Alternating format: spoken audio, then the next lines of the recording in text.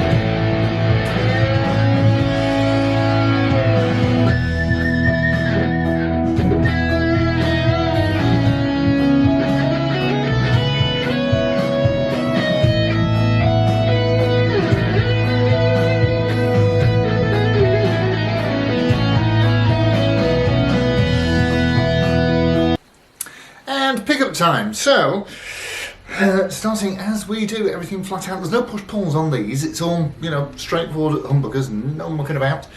And starting with the bridge and.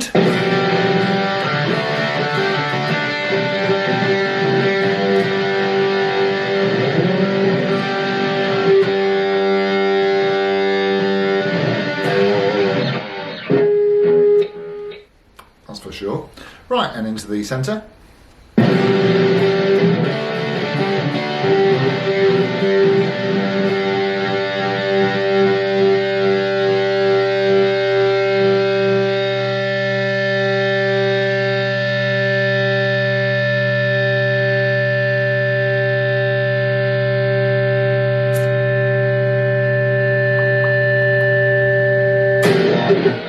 And on to the right.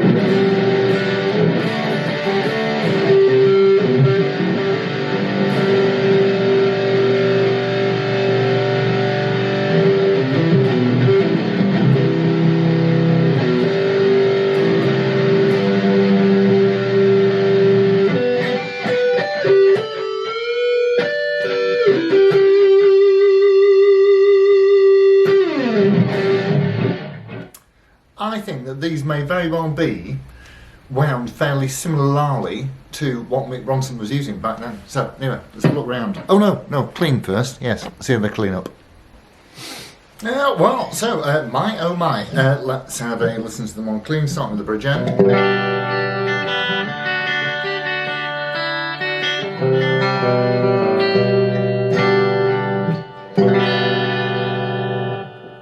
Lovely stuff. Into the centre.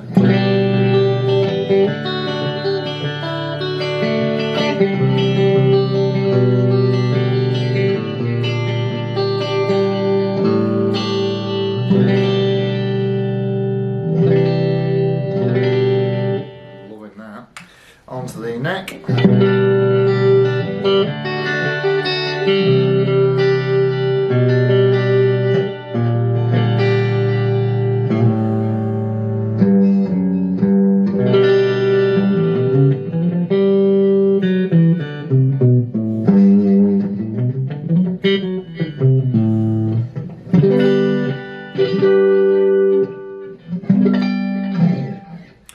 Okay, let's have a look round.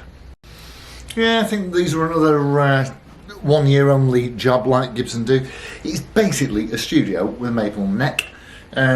So, stem to stern, we've got your traditional wide headstock with the wings on it.